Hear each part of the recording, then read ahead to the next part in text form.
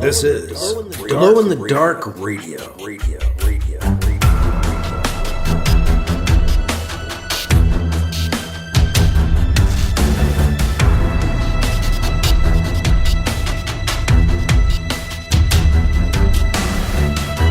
The science fiction podcast with original independent science fiction written and performed by Mike Luoma, with music by Kevin MacLeod. The Vatican Assassin Trilogy and The Adventures of Alibi Jones by Mike Luoma are available in ebook, trade paperback, and audiobook wherever you find your books online. Get links and details at glowinthedarkradio.com.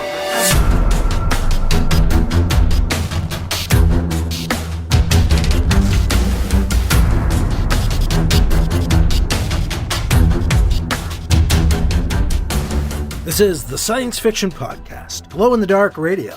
I'm your host, your writer and reader, Mike Luoma, and I have part 1 of Chapter 17 in this episode of Glow in the Dark Radio. BC, our Vatican assassin, has been failing upward in spectacular fashion, going from hitman to diplomat to pope to CEO, now CEO of the Transpace Project. The project didn't even know that yet. And Anita and the rest of them are now mourning the death of founder Von Kilner. She thinks aliens are responsible. She thinks the Eldred, the same race she recently told BC she thinks is responsible for the plague, now threatening to wipe out humankind, is responsible for killing Von Kilner as well. So BC heads back to Vatican City and to a meeting with Anita, where he'll have to break his CEO news, probably, in part 1 of Chapter 17 on Glow in the Dark Radio. In book news, I want to remind you I'm giving away a free PDF comic book this month of December. It's for a limited time, just this month, and there's a limited number. And you can only get this by following the link to Drive Through Comics that is in the show notes. It's a link-specific discount. It takes you to that book, that PDF, which is available for download through Drive Through Comics, and it lets you get it for free. That features the done-in-one story. It's all one story under that cover in The Adventures of Alibi Jones #3. It's Alibi Jones' Christmas Present, with art by Casey Bouchard for Alibi Jones Present, and for the past, where he goes back in time and meets his father, BC. We've got the team from the Vatican Assassin graphic novel, Christian Navarro and Juan Carlos Quatordio. So that's all in The Adventures of Alibi Jones #3, featuring Alibi Jones' Christmas Present. It's a free PDF comic book I'm giving away this month of December through Drive Through Comics. And just follow the link in the show notes to get yourself a free copy before they're gone. I want to thank my patrons, for keeping the show going, keeping the lights on, as it were. And you can do the same if you'd like. If you'd like to become a patron, you can find out more about it at patreon.com/glowinthedarkradio, or just go to glowinthedarkradio.com or mikeluoma.com and follow the link to Patreon. Patreon basically collects whatever you pledge per month and helps me keep my membership together and fund the show. Kind of a nice setup. If you want to find out more, again, patreon.com/glowinthedarkradio. You can pledge $2 a month, $5 a month, or $10 a month and help keep the show going. And again, a big thank you to those of you who are patrons already. That's very cool. If you're looking for holiday gifts, Christmas gifts, remember, I have a new calendar for 2024, the Ancient Stone Mysteries of New England calendar. It's available through lulu.com. They are my printer. And you can find out more by going to ancientstonemysteries.com and clicking where it says calendar. If you're looking for a Christmas gift or holiday gift of some kind. Of course, my books make nice gifts as well. And being an independent sort, not everybody has these. So they can be gifts for people who may be hard to shop for, Just throwing that out there. Speaking of, Hanukkah is underway, so happy Hanukkah if you are celebrating. But that's enough from me. We'll get into Chapter 17, Part 1 of Vatican Ambassador next on Glow in the Dark Radio. The Flash Pulp Podcast. 3 to 10 minutes of fiction brought to you thrice weekly. Now it's 3 apocalypses in one. Yeah! Suffering from tough, stuck-on humans? Well, 20 hellish hours of suffocation in the all-encompassing web of Karwick the Spider God will get them right out. Too many brains lying around? The ravenous mouths surrounding zombie-fighting Ruby will quickly clean those up. Nosy neighbors? Infect them with the murder plague, and watch as they dissolve into paranoid maniacs bent on the preemptive assassination of their friends and family.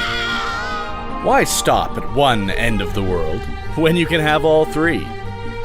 You can find them all at flashpulp.com or search for them on iTunes.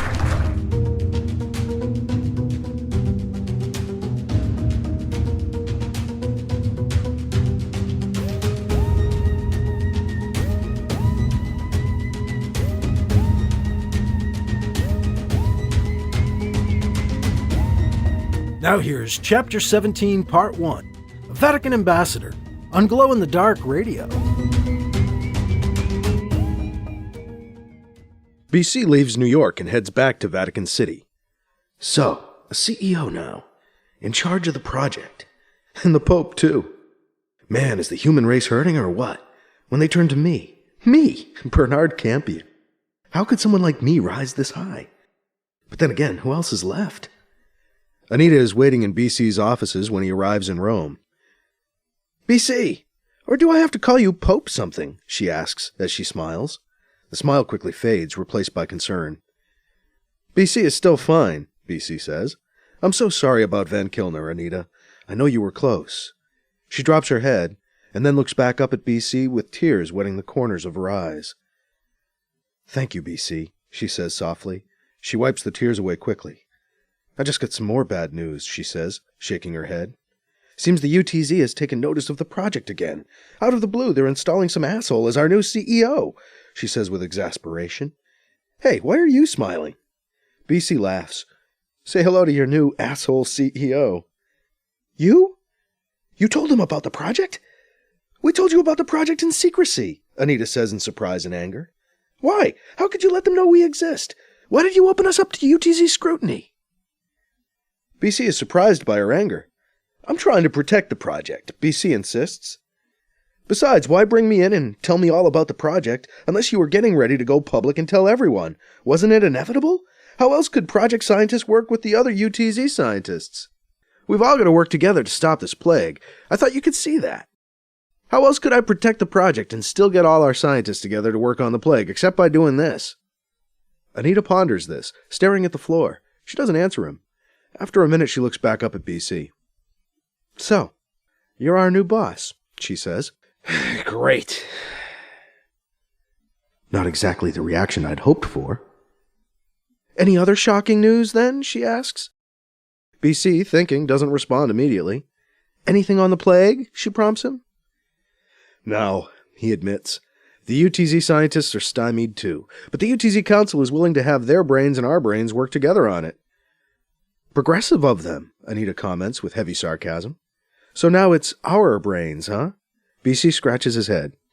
Once again, not exactly the reaction I'd hoped for.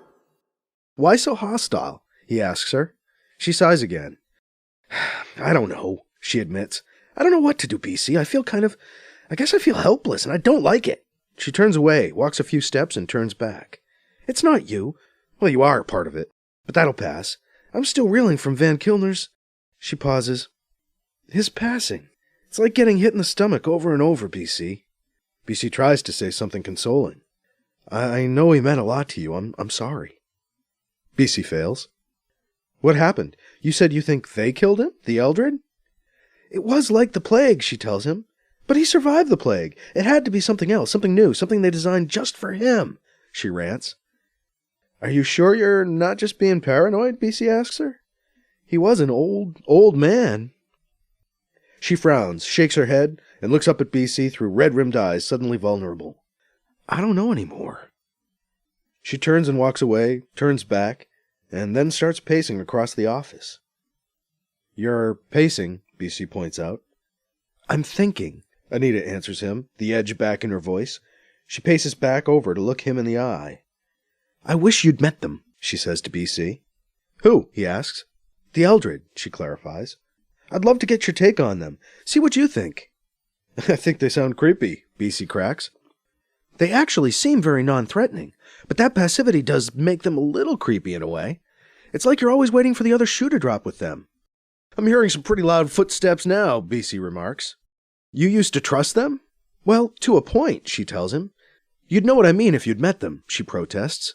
She stops. No, you should. You really should meet them. She's getting excited. I can arrange it.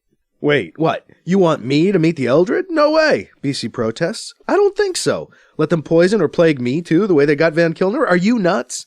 I don't think it's crazy. It's like walking into a trap we've built for ourselves, he protests. What is she thinking? You've been immune to this plague thing so far, she points out. So far, BC agrees, but so was Van Kilner. Anita winces as if in pain. She reels like she's been hit. I'm sorry, BC says, just to say something. No, don't be, she tells him. You've got a valid point. But I've been immune so far too, and they haven't killed me yet. She looks puzzled. What is she thinking? Should I do this? The Eldred don't know me. They would have had no time or opportunity to cook something up for me alone. Maybe I should meet them, you know? Know your enemy and all. Okay, BC says, I'll do it. What? She says. I've changed my mind. I want to meet the Eldred. Give you my impressions, BC tells her. Get in touch, see what they say. Really? Really. We need a next step, right? BC asks her rhetorically. Nothing else is working. This could be it. Might be worth the risk, he says, thinking out loud. I can't be selfish now. I'm the fucking Pope. Nice language, Pontiff, Anita ribs him. What? BC feigns ignorance. So I'm the Pope. It doesn't seem to matter much. BC looks around the office, around at the city beyond. Especially not here. Vatican City runs itself. My job basically is to look good and stay out of the way of the Curia. Things are still shaking out after the reunification too, so there's territorial weirdness, redundant administration and confusion, and so many people dead. BC trails off. I know, Anita says. You can really feel the scale of it down here. On Earth, I mean. There's no one around the ports.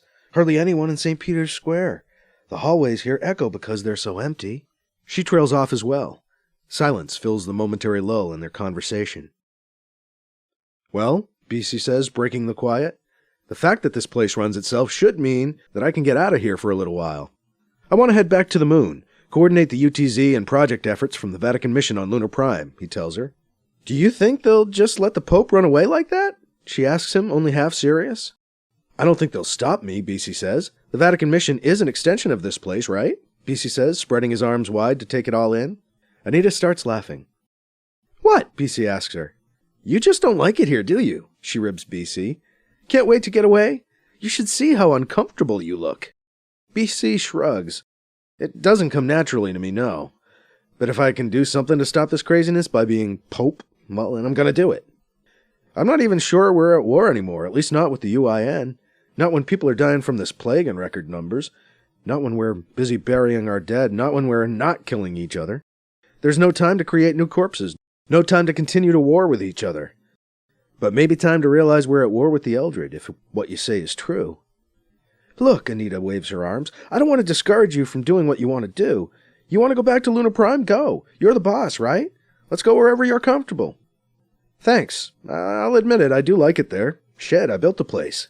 There you go again, not sounding too Pope-like, Anita points out again. She smiles. BC decides to try to win her over. So, now, is it okay that I'm your CEO, he asks her. She shrugs. Yeah, I guess so. I'm coming around. I guess it's good to have a buffer between the project and the UTZ, she says. Even if the buffer is you. Now we're getting somewhere, BC says, smiling. I will need your help, he says to Anita. Yeah, I knew that. You might be the CEO, but you're so newbie it's scary, she says. Can we keep the asteroid base quiet for now? Absolutely. We'll make the moon base the focal point for the UTZ for the project. Let's get the scientists studying the plague set up on the moon. Seemed like there was plenty of room in that old base of yours. Ours. Anita smiles at his slip-up in correction. I'll make that happen. I'll head right back to the moon and make the arrangements. Make sure our scientists get back to the moon base, she confirms. And I'll see if I can contact the Eldred for you. You do that. I'm going to set up my own travel to Lunar Prime. I'm going to travel incognito, as a simple priest. Anita laughs.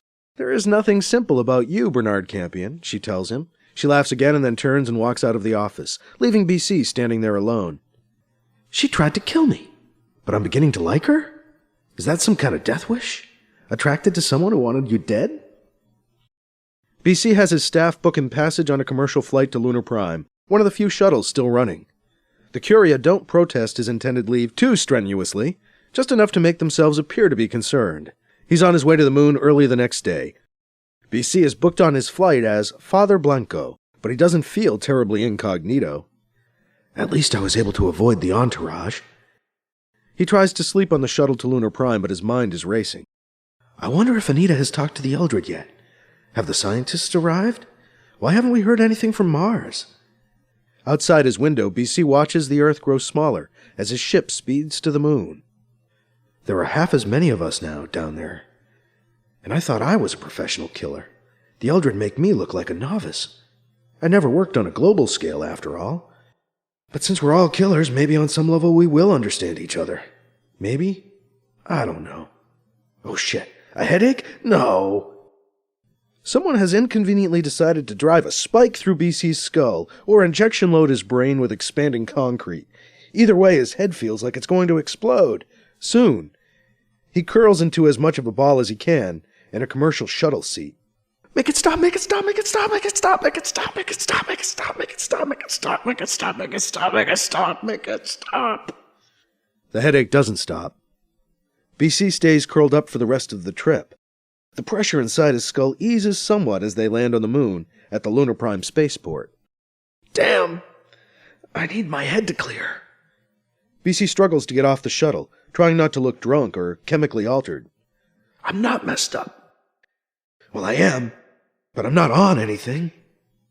Everything's foggy for BC as he gets off the shuttle and half walks, half staggers into the spaceport. He almost runs headlong into Anita. Whoa, she says. I have a terrible headache, BC tries to explain. You look horrible, Anita tells him. Thanks, you look great too, he jokes feebly. Nice to see you. Wow, lame sarcasm even as your brain is about to leak out both your ears. Impressive, Anita says. BC, trying to talk, ends up wincing as another dagger of pain shoots through his skull. You really are bad off, Anita notes. Why don't you come lay down on my ship? It's parked nearby. We can see if there's anything we can do for you on board. Sure, BC weakly agrees. Just trying to keep my shit together. Where is it? He asks her. This way, she says, grabbing his shoulder and steering him off towards the berth where her ship awaits. She lets go and walks ahead. He struggles to follow her lead, manages to follow her up and into her ship. Or my ship, really. It belongs to the project. And I'm the CEO now, after all, right? Hard to think. Where can I lay down? BC asks Anita once they're on board. Here, she says, opening a door in the corridor wall. Use the stateroom. BC half walks, half falls into the room and onto the bed. I thought these things were done. Now two in quick succession? What the fuck? BC closes his eyes and tries to sleep. He skips across the surface of sleep like a rock skips across the still pond, pain swimming behind his eyes. He can hardly think straight as he struggles past the pain. Suddenly, everything shrinks down to a pinpoint. BC feels still, calm. His world begins to open up and expand. The walls fall away. What? Where am I? In the center, in touch with the all that is one. Oh, sure I am. BC walks across an infinite ocean, a still calm sea. The other voice echoes in from nowhere and everywhere, not heard by ears, but heard all the same. Let those who have ears hear. I'm listening. Are you? Are you really? What, you doubt me? I challenge you. Questions stir thoughts. Activate centers within the mind. Open the mind and create possibilities. The door's open. I challenge you. I hope. So, who are you supposed to be? Jesus? I am associated energy, let's say. I've tried to explain this to you before. Ha! Before is not a concept I'm usually encumbered by. I am Jesus. I am also many others simultaneously. Some operate on your level, some on this level. You are one of very few that has awoken. You operate on this level, but others never awaken. So, wait, are you saying you're me? That would make sense. This is all in my imagination, or unconscious, really. Is it? Strange. I'm not saying that I'm you, but we are all one. What is happening to me? These headaches, are they related to you? You are waking up, and I am the only other awake. Awake? BC asks as he wakes up. The vision and voice are gone. You awake? He hears Anita ask from close by. How's your headache? Huh, BC says, noticing his head has cleared a little. It's gone. I'm better. You've been out for about 3 hours, she tells him. 3 hours? BC can't believe it. What? Anita wonders. Did it seem longer or shorter? Shorter, BC tells her. Bizarre dream. At least my headache is going away. Did you give me anything for it? He asks her. No, we thought it would be better to wait until you came around again. Do you need something? Nah, he reassures her.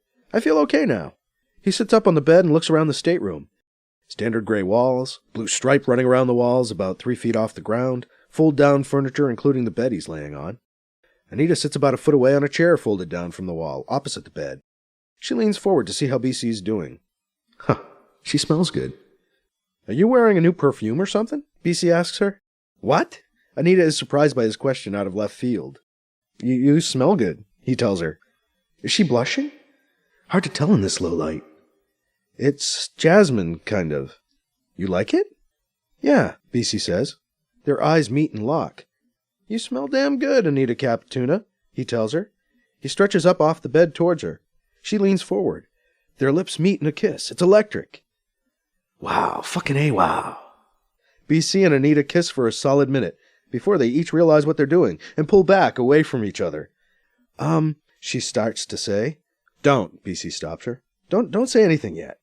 He looks her in the eyes. She looks away and then looks back at him. Huh, BC says. That was... Anita looks for a word. Electric. BC shakes his head in disbelief at what's happening, and then realizes Anita might take it the wrong way. He says quickly, yeah, it was. Yeah, Anita says. There's always been something there, though, hasn't there? BC asks her. I mean, even when you were trying to kill me, there was some electricity between us. Oh, you mean like when you were clobbering me over the head with hatch doors? Anita counters. Touché, BC admits. The conversation has dispelled some of the magic between them. BC backs off and leans back on the bed, as Anita leans back in her chair. Let's not... Anita starts. No, not right now, BC finishes. Each of them is somehow saying more than they're actually saying out loud. I think I need a little more sleep to clear my head, BC says. Anita nods and stands up. Good idea, she says. I'll take care of some other things while you rest. If you need me, the comm's right here, she tells him, indicating the obvious comm controls in the wall next to the bed. She looks at BC again, and then glances awake. She ducks quickly out the door. BC settles back down on the bed and lets sleep wash over him. He wakes up a while later feeling much better, ready to go. He thumbs on the comm. Anita, he asks. BC, she answers. You're awake? Yeah, but I could use refreshing. There's a refresher just down the corridor from your stateroom, she says. Just take a right when you leave the stateroom and go in the second door on your right. Great, BC says. Thanks. BC finds the refresher easily and gets his act together in the small room. When he finishes and leaves the refresher room, Anita is waiting for him. You okay to go out in public now? She asks him. You don't want to look too out of it. I think we got you into the ship here fast enough that no one recognized you. But it's a long way from the spaceport to the Vatican mission. You're bound to be seen, spotted, recognized. We can't have you looking like crap, right? Thanks for all your concern for my image, BC says, slightly puzzled by the angle of Anita's concern. Why the PR prep talk, he asks her. Whether you know it or not, she starts, pauses. Whether you like it or not, you're a symbol now, BC. A symbol of strength, the new pope, still healthy in the face of the plague. The new leader of the project, too, and all that entails. It's important you look good, BC, don't you see? I see, BC says. Thanks for reminding me. I thought I was traveling incognito. You were traveling incognito, Anita informs him. But now they know you're here on Lunar Prime. The media began to report a suspicious absence on your part until your Vatican people informed them you were coming here, not missing. Missing? Oh, damn, BC says, realizing he can no longer make a move without someone noticing. Second time they've noticed now. That's depressing. And oppressive. And Anita's all business now, none of the closeness we had last night. What gives? The governor would like to see you too, she informs BC, whenever you can fit her into your busy schedule. The governor, BC says, confused for a minute. Erskine, she reminds him. She wants to see you. Is that jealousy I hear? Nah, can't be. You have a vivid imagination, BC. I should check in with the Vatican, too, back at the mission, BC says. He starts to go. Anita looks worried. I'm okay, BC insists, trying to reassure her. He straightens his clothes and makes his way off the project ship.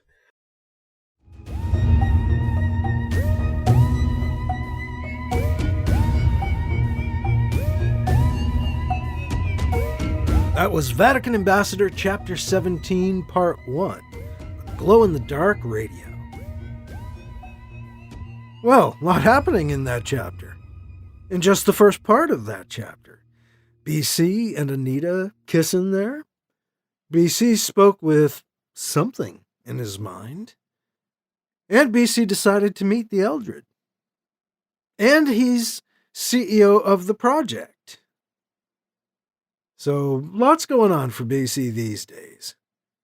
And now, at any rate, BC is back on Lunar Prime on our next episode, in Part 2 of Chapter 17 of Vatican Ambassador.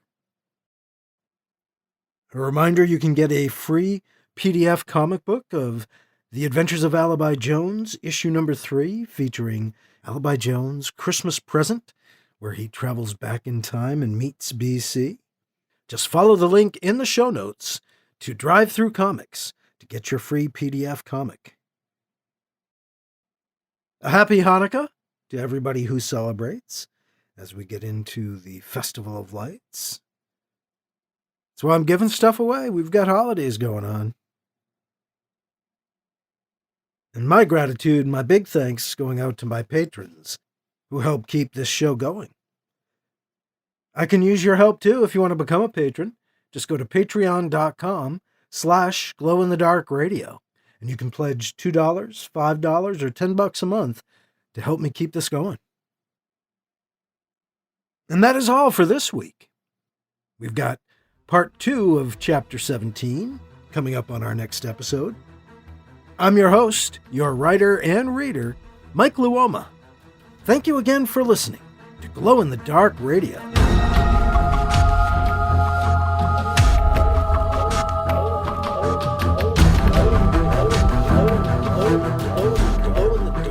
Glow in the Dark Radio.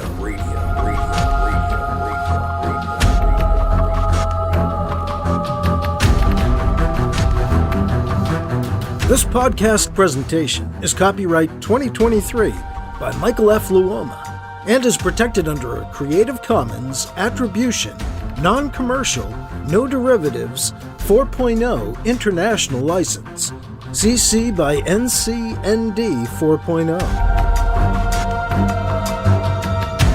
Music by Kevin MacLeod.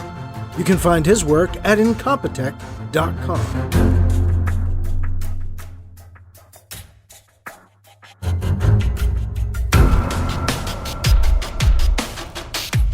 Mike's books are available in ebook, paperback, and audiobook, wherever you find books online. Get links and more details at glowinthedarkradio.com and mikeluoma.com. This has been a presentation of Glow in the Dark Radio.